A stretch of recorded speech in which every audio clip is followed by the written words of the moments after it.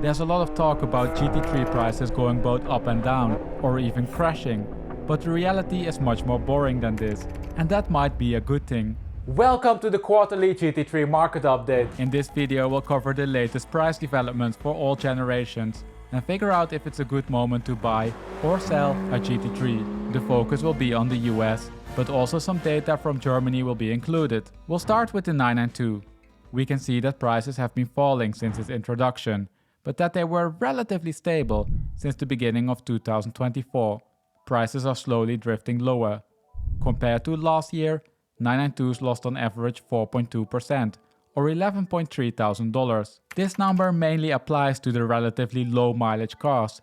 Cars with more than 4,300 miles, for example, lost only 1.6%.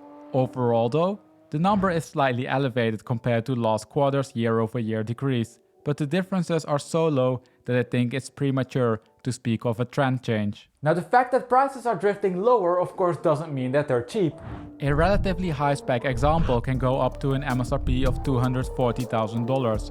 Yet, market prices only start at $240,000 for the highest mileage examples or the lowest spec examples. So prices are still above MSRP, and this is reflected in the speed by which they sell. Inventory is listed for a short amount of time, as only between 19 and 28% of the cars that were listed for sale did not sell within 3 months. Let's continue now with the 991 generation. Over here we have the price trend split by the .1s and .2s. The .2 Tourings are excluded. Overall, these markets follow each other very closely.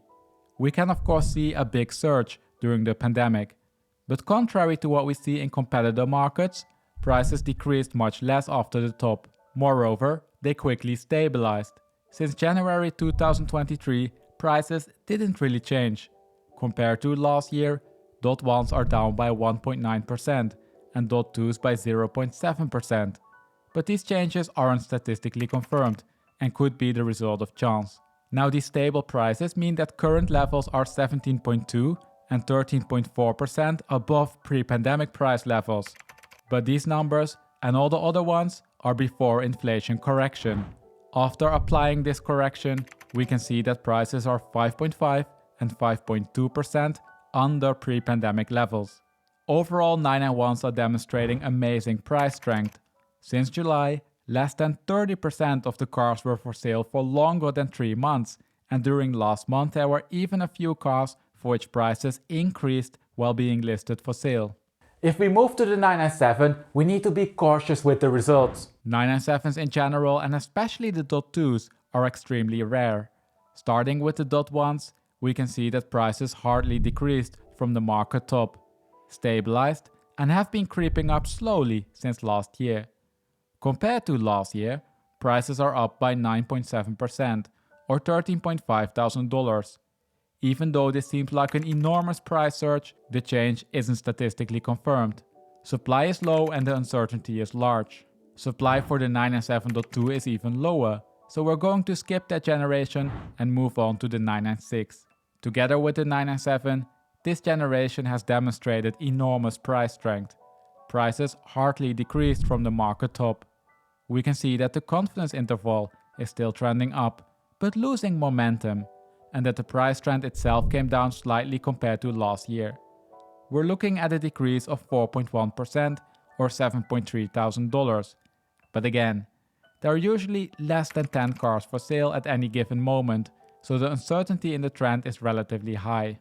We covered now all generations and a fair amount of numbers, so let's pull everything together and deduce some insights. Looking at all the numbers together, we can see that GT3s lost on average only 0.24% during last year.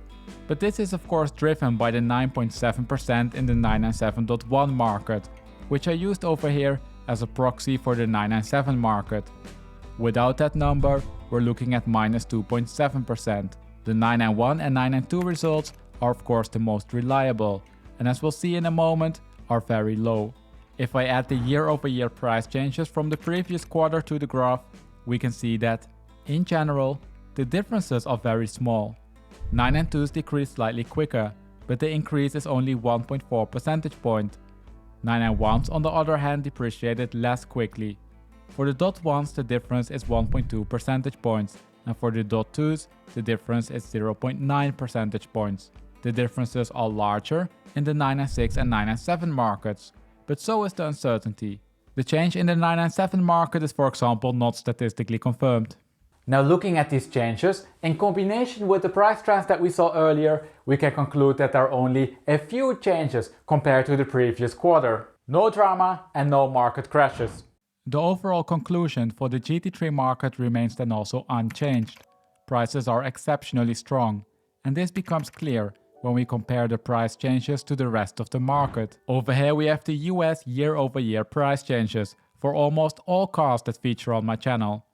On the horizontal axis we have the price change compared to last year in percentages, and on the vertical axis we have the number of cars to which this change applies. The average decrease during last year was 8%, and most cars lost between 13 and 3%. If I plot the 992, 991, 997 and 996s in here, it becomes evident that the GT3 market outperformed other markets, especially when it comes to the 992 and 991s. Newer cars tend to lose more than the average, so the 992 and 991s losing less than the average is a great result if you're an owner. 991s even fall in the top 25% of cars that lost the least. So in the US market, the GT3 is performing extraordinary.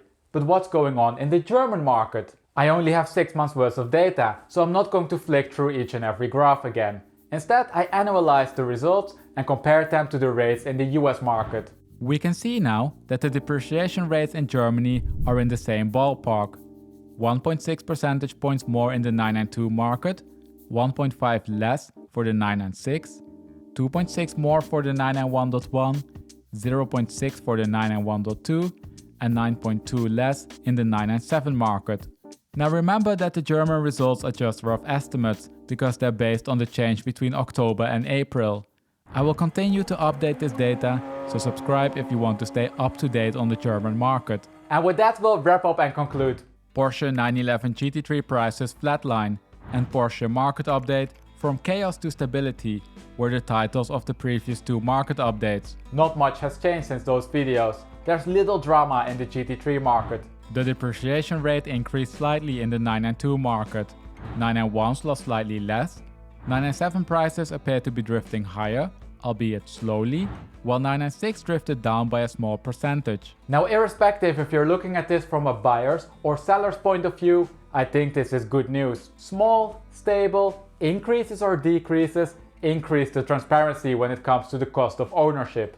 Of course, sudden drops of multiple digits are beneficial if you're looking to buy a GT3, but who knows what will happen once you own one. Now all of the numbers we talked about are of course descriptive. They contain some information about the near-term future, but cannot predict the long-term depreciation rate. So subscribe if you want to stay up to date on GT3 prices. I will upload a new market update every 3 months. If you want to see a video for a different car, head over to my channel. Over there you'll find detailed market updates for a large variety of cars. As always, thank you for watching, and I hope to see you next week for a new video.